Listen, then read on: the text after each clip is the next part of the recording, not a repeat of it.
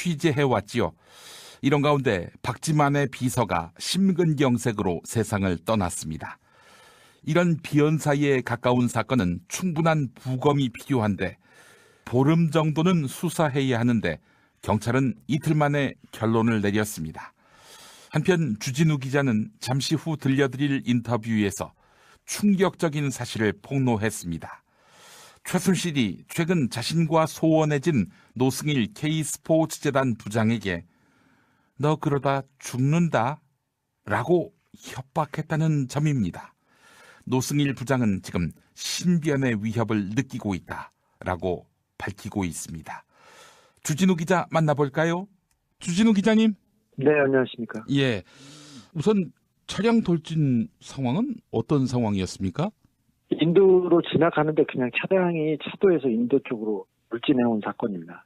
그래서 저희 가족 바로 옆에 몇십 센치 옆을 들이받아서 그랬던 사건입니다. 아, 가해자는 누군지 확인이 됐습니까? 아직 확인 중에 있습니다. 확인 중에 있습니까? 도주한 건 아니었고요. 도주한 건 아니고요. 그리고 예. 그 차를 가지고 어디 갔는데 예. 바로 차 주인은 없어져가지고요. 예. 도주인지 아닌지는 잘 모르겠습니다. 경찰이 그 당시에 왔었고요. 근데 예. 그 다음날 파악해보니까 사고 처리는 되지 않았던 상태입니다. 어이고, 이게 어떻게 된 겁니까, 이게? 가해자들이 세트 플레이를 한 건가요? 아니요, 그거는 정확하게 파악하지 못한 상태고요. 예, 예. 그냥 우연히 일어났던 일이라고 생각하고 믿고 싶습니다. 네. 근데 저희는 그렇게 믿겨지지 않고요. 예. 주 기자님, 지금 최근에 박지만 비서의 사망 사건, 경찰은 심근경색이다 이렇게 보고 있는데 주 기자님은 믿으십니까? 경찰이 심근경색이라고 하니 일단은 사인에 대해서 그렇게 생각은 합니다만 좀 더 정밀한 검사가 필요합니다. 만약에 좀 특별한 독성이 있는 약품을 썼다든지 그럴 경우 부검을 해도 바로 유관으로 잡히지 않고요. 예. 정밀 검사에 정밀 부검에 보름 정도 시간이 필요합니다. 그래서 경찰이 이번 사건에 조금 신중을 기하고 좀 수사를 좀 철저히 했으면 하는 바람이 있습니다. 아시다시피 오촌 살인 사건 때 경찰이 서둘러서 수사를 하나도 못하고 조사를 하나도 안 하고 덮었지 않습니까? 예. 그래서 그 의혹이 계속 불거지는 거고 지금도 그 비판과 비난은 경찰이 고스란히 받아야 되는 입장이지 않습니까? 예. 명백하게 이상한 살인 사건임에도 불구하고 계속 경찰이 아니다 이렇게 얘기하는 것은 수사도 하지 않고 그렇게 얘기하는 것은 경찰의 본연의 임무를 다하지 않는 것은 분명합니다. 예. 아니 박지만 씨는 어떤 입장인지 좀 들으신 게 있으세요? 박지만 씨는 어떤 입장인지는 잘 모르고요. 일단 장례식을 잘 치르게 돕고 있다고 그렇게 들었습니다. 예. 아니 그러면은 지금 부검을 하고 보름이 안 지났는데 경찰은 심근경색으로 아예 못 박아서 결론 내린 거 아니겠습니까? 하루 만에 몇 시간 만에 이렇게 심근경색으로 지금 사인을 발표한 상태입니다. 아니 지금은 글쎄요. 박근혜 씨가 우선은 실각한 상태고 최순실은 감옥에 가 있고 박지만은 아무것도 아니고 그런데 이렇게 경찰이 면밀하게 수사를 하지 않는 이유는 또 다른 뜻이 있는 겁니까? 수사를 열심히 하고 있겠죠. 그렇게 믿어봅니다. 근데 지금도 좀 섣부르고 너무 빠른 판단이지 않나 생각합니다. 일단 수사를 하고 누가 아니면 어떻게 죽음에 이르렀는지 그 정황을 좀 따져보고 예. 조사를 하고 수사를 하고 그 이후에 발표해도 늦지 않는데 예. 박근혜 대통령 주변에서만 사건이 나면 무조건 바로 발표해서 닫아버리려는 그런 일이 한두 번이 아니지 않습니까? 예. 그래서 조금 의아하게 쳐다보고 있는 게 있습니다. 예. 자, 돌아가신 분, 이 주모 씨로 알려져 있는데 이분은 오촌 살인 사건과 관련해서 제보자다, 그것이 알고 싶다, 제보자다 이런 보도도 있었고요. 어떻습니까? 오촌 살인과 관련해서 연관성이 있는 분입니까? 주모 씨는 유경재단 폭력 사건에서도 굉장히 핵심부에 있었고요. 돌아가신 좌경철 씨의 근접에 있었습니다. 무엇보다도 박지만 씨의 수행과 비서 역할을 하는 가장 핵심 측근으로 꼽히고 있습니다. 잘 알려진 인물, 그 유경재단 폭력 사건, 그리고 청도 그 납치 사건의 가해자로 보였던 정용희 씨, 예. 핵심 당사자인 정용희 씨가 박지만 씨를 떠나면서 네. 박지만 씨 주변에 그 사람이 없었는데 끝까지 그 자리를 지키던 사람입니다. 그렇다면은 오촌 살인 사건 맥락 진실을 알고 있을 사람이라고 봐도 되겠군요. 가장 가까이 있었던 사람이 맞습니다. 예. 이분의 죽음으로 인해서 어떻게 진실을 찾는데 많은 애로사항이 발생한 겁니까? 오촌 살인 사건이 일어났는데 지난 대선을 앞두고 예. 경찰이 수사를 안 했고요. 언론도 보도를 하지 않았었습니다. 예. 제가 그때 뭐 오촌 살인 사건을 보도했다가 예. 사실관계 그리고 재판 기록, 경찰 기록만 가지고 보도를 했는데 예. 그 사안으로 구속영장이 청구됐었죠. 무척 고생하셨죠. 예.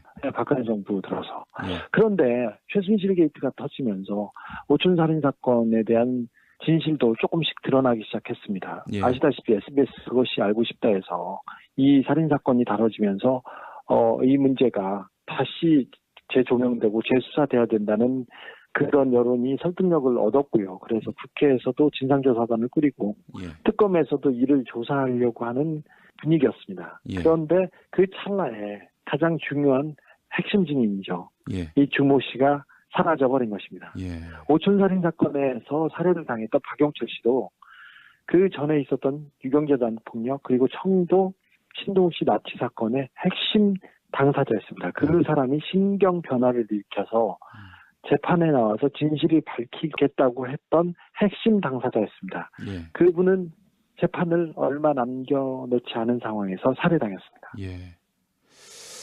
자, 그렇다면은 뭐 단언하긴 힘듭니다만은 지금 최순실 쪽과 이 준모 씨 사망 사건은 무관하다고 봐도 됩니까?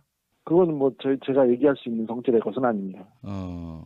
아니 그렇다면은 하나하나 좀 지워가면서 누가 무관한지 좀 알아봤으면 했는데 이게 쉽진 않은 일이군요. 예. 네, 쉽지 않은 상황입니다, 지금.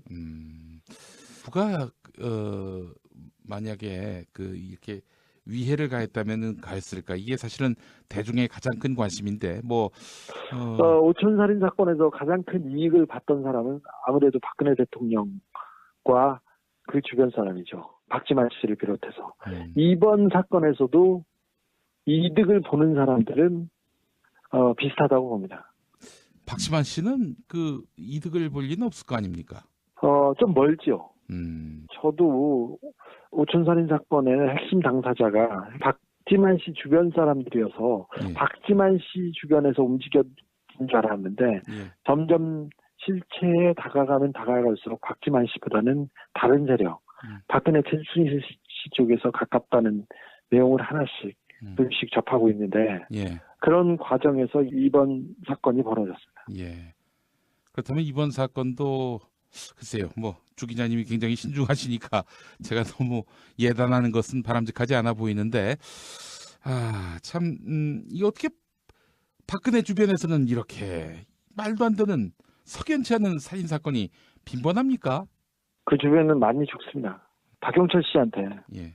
박영철 씨가 그 심경의 변화를 일으키자 거기서 한마디 했답니다. 예. 그러다 너 죽는다고. 제가 그 오촌 살인 사건을 취재할 때 한마디 들었습니다. 예. 그러다 너 죽는다. 어허. 노승일 씨라고 예. K스포츠 재단에서 예. 중요한 역할을 했을 때. 청문회에서도 아주 두각을 드러낸 분이죠. 예. 네, 그 사람이 그 최순실한테 버려졌다가 그러면 제가 가만 안 있겠다고 이렇게 했을 때 최순실이 불러서 한마디 했습니다. 그러다 너 죽어. 최순실이 노승일 부장한테 그렇게 말했다는 겁니까? 네, 그러다 당신 죽어. 나 무서운 사람이야. 이렇게 얘기했답니다. 나 무서운 사람이야. 최순실이. 예. 아니 노승일 씨는 그 이후로 어떻게 신변의 위협을 느끼고 있습니까?